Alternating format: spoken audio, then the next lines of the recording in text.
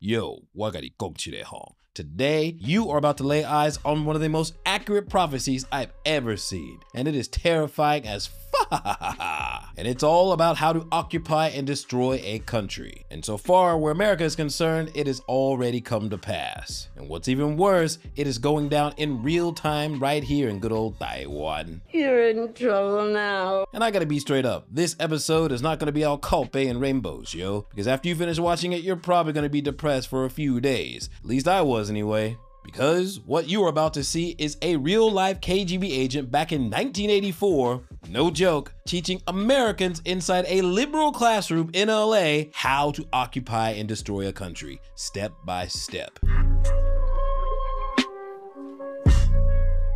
好久不见，我还活着啦. I just took a little bit of break, and I want to thank all you guys for supporting our last video, and I found that quite a few in the comments were just like me, in that they strongly support Taiwan, they just don't support any political party. Because in my opinion, citizens of a democratic country should be swing voters, yo. It don't make any sense to say that you only belong to one camp or another. So for all y'all goofy niggas in the comments, which are probably even bots, claiming I'm a Mijingdang puppet and I finally jumped ship, bruh, let me give you a little history lesson. Black folks don't swim, and we sure as hell ain't getting on no more boats. Not after what happened last time. You're so dumb. And just a brief heads up, I'm gonna cover a lot of different topics on this channel from now on, not just international affairs. And today is something that I've been wanting to share with you guys for over a year now. And I think now is the perfect time. I've even thrown in a few tidbits in previous videos, like this little trailer. The first one being demoralization. It takes from 15 to 20 years to demoralize a nation.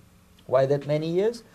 Because this is the minimum number of years which requires to educate one generation of students in the country of your enemy, exposed to the ideology of the enemy. Ladies and gentlemen, this is Yuri Bezmenov, a former KGB spy who actively participated in the ideological subversion of other countries. Now, he defected to the United States over 40 years ago and revealed many KGB methods for destroying a country without even firing a single shot. Now, I'm sure many of you have seen this short interview clip. There's another more interesting video which very few people have seen, where Yuri is actually at one of the most liberal left-leaning places you could ever be, a Los Angeles University classroom. And he's teaching these students exactly how to step by step, how to ideologically subvert countries in very great detail. This is gotta be one of the most scary thrillers I've ever seen, because everything he talked about can be seen very clearly in America and in Taiwan. And unlike a dictionary of English, Oxford Dictionary,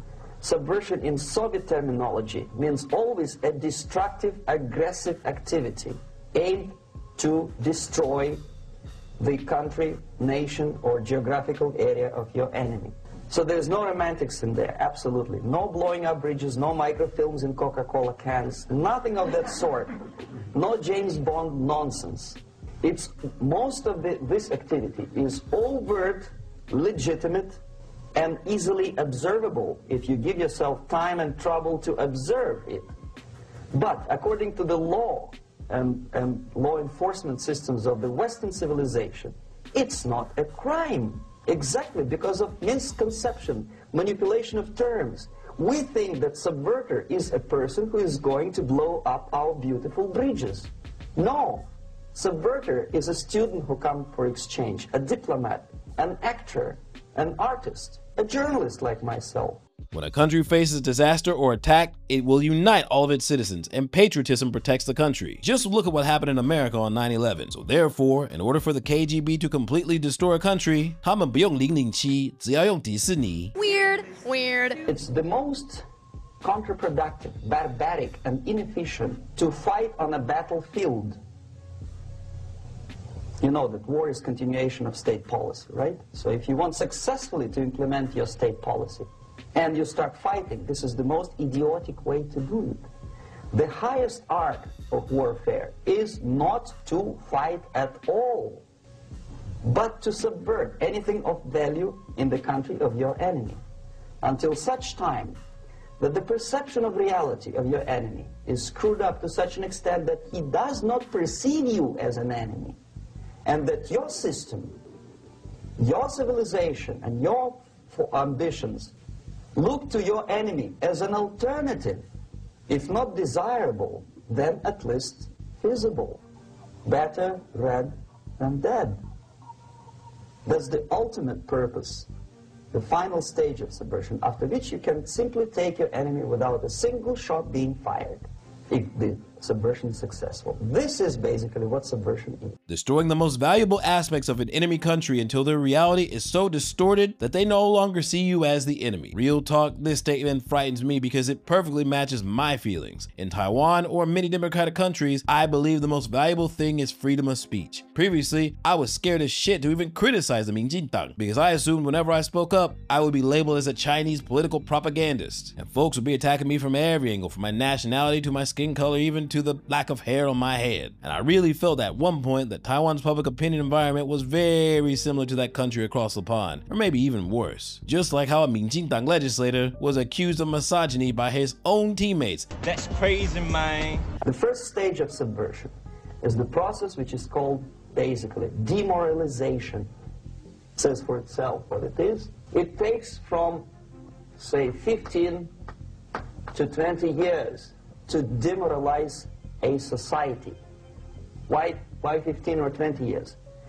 This is the time sufficient to educate one generation of students or children. One generation. One lifetime span of a person, a human being, which is dedicated to study, to shaping up the outlook, ideology, personality. No more, no less. Usually it takes from 15 to 20 years. Demoralization. I've seen a lot of videos translate this word as moral collapse, but it should actually be translated as making people lose their will to fight through changing one's ideology and perspective. For example, people born 15 years ago or more, who are now 国中生, their perception would be that Taiwan lacks freedom of speech, while DPP keeps saying they want to protect Taiwan. But when these students express any dissatisfaction with the Minjintang online, they get attacked by Minjintang supporters. The thing is, in just 3 years, those same people will be able to vote. And who do you think they're gonna vote for? Will they vote to protect Taiwan? Ladies and gentlemen, this is demoralization in real time. If it's a free, democratic society, there are many different movements within the society.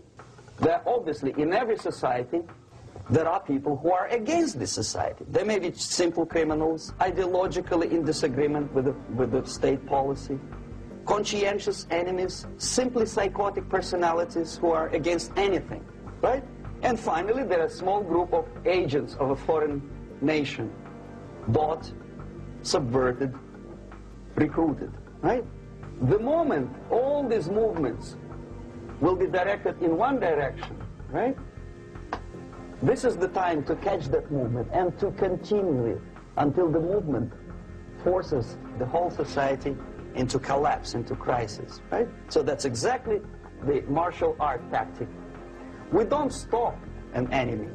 We let him go. We help him to go in the direction we want them to go. The great Napoleon Bonaparte once said, never interrupt your enemy while they're making a mistake. Better yet, tell them they're doing a great job. 你做得很棒哦，继续做下去哦，加油，小帮忙来找我。Look no further than America's BLM, LGBTQ, the feminist movement, and even DEI. They all started out as really honest, great ideas, but all it took was a handful of extremists to completely fuck it up and divide society. Now, I've always been a proponent and a champion of same-sex marriage, but back in the day, when the whole movement was going down in Taiwan, if you didn't support it, that was your ass. You might be shamed or even in worst cases, canceled, and goofy stuff like this caused division amongst Taiwan's young society. Or even recently, just a few weeks ago, when a Minjintang legislator was completely attacked and called a misogynist by feminists on his own team, practically immediately following the 大罢免失败. God bless you, and fuck off. You cannot legislate equality.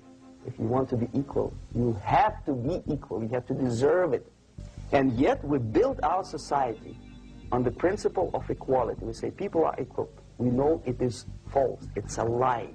Some people are tall and stupid. Others are short, bold, and clever.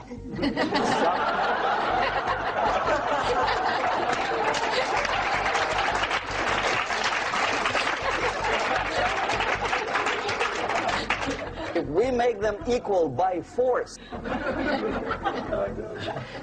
if we put the principle of equality in the basis of our socio-political structure, it's the same thing as building a house on sand.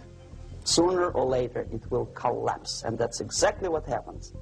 And we, as Soviet propaganda makers, are trying to push you in the direction which you go yourself. Now, luckily, Taiwan doesn't have the extreme equity policies like in the United States, such as providing subsidies to illegal immigrants or giving additional points to people of color. However, the extreme left's pursuit of equality and social justice has completely divided Americans, where the value of equality has completely surpassed national interests. The stabilization process usually leads directly to the process of crisis.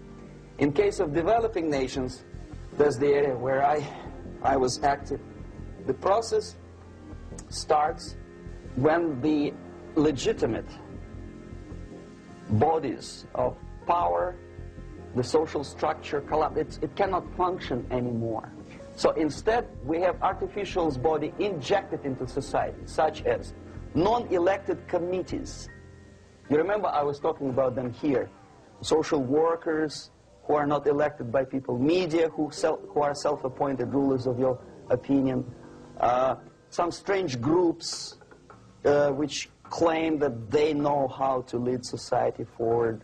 They don't usually. All they care is how to collect donations and sell their own concocted ideology, mixture of religion and ideology. To put it simply, those who actively pursue human rights, women's rights, LGBTQ rights, don't give a fuck about national unity and stability. Their job is to radicalize their supporters, willing to divide the nation to satisfy their own ideology. I'm willing to bet that one day Lai Ching-te, our very own president, will be criticized by his own Minjindang members, saying they don't want a misogynist for president. How dare you? The next step is destabilization. Again, this word says for itself what it is. To destabilize all the relations, all the accepted institutions and organizations in a country of your enemy. How you do it?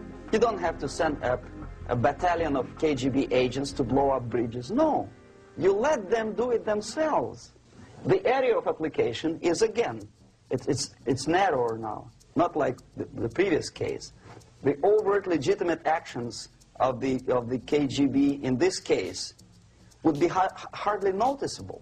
There is no crime if a professor who recently went to USSR introduces a course of Marxism-Leninism in a Californian college, for example. Nobody is going to come to his doorstep and say, okay, mister, come, you are under arrest. No, it's not a crime. It's not even considered a moral crime against your country.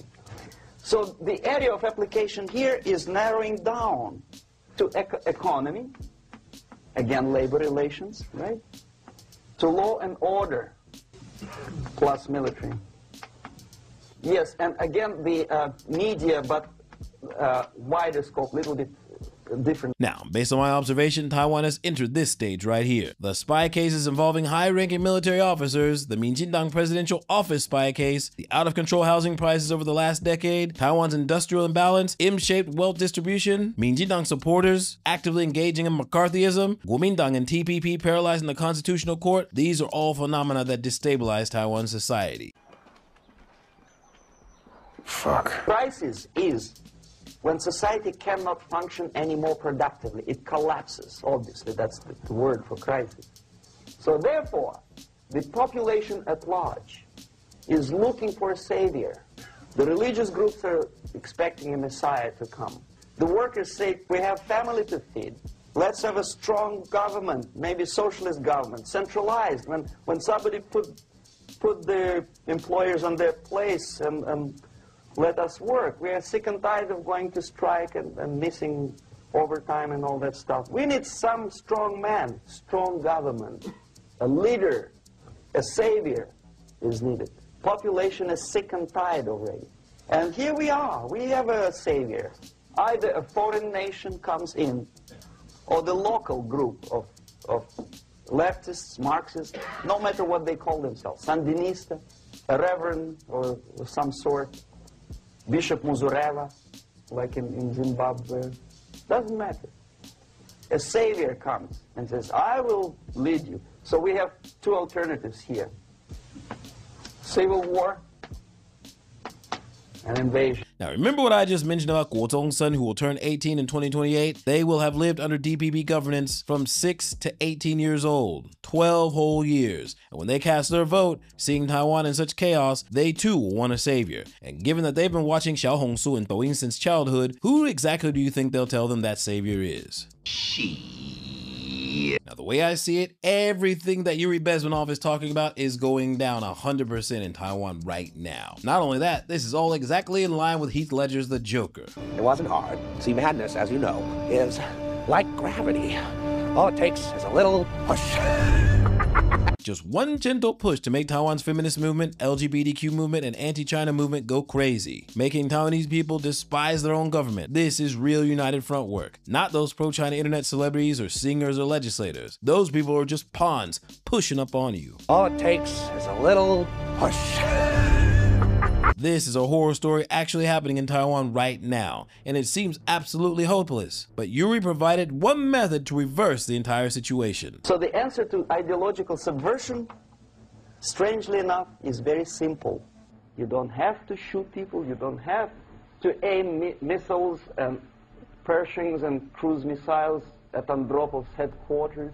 You simply have to have faith and prevent subversion. In other words, not to be a victim of subversion. Don't try to be a person who in judo is trying to smash your enemy and being caught by your hand. Don't strike like that. Strike with the power of your spirit and moral superiority. If you don't have that power, it's high time to develop it.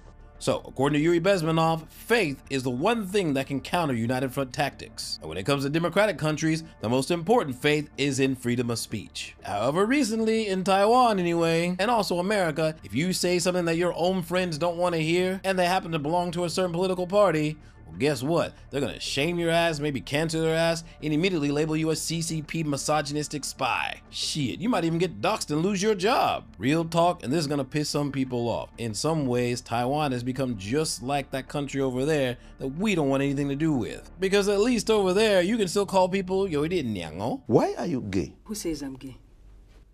You are gay. Now, before you jump to conclusions, let's make this real clear. The United Front's goal is not to make you love China, it's to make you hate Taiwan. The DPP is not running the United Front, but there sure seems to be quite a few useful idiots who are making it a lot easier to hate this country, making China look like a much better option. So to me, I think the best way to counter these United Front tactics is to not act like little Xiaofenhong or even Xiao Caihong, and definitely don't go off on some dangerous McCarthyism streak. Stop canceling and humiliating and doxing folks, yo. Make freedom of speech great again. Identify the clowns that are fucking with you, and don't give in to the madness. DEI. Don't encourage insanity. Don't you do it! Don't! Now, I know this episode was pretty heavy, but I think Taiwan still has hope. Maybe. All it takes is a little push.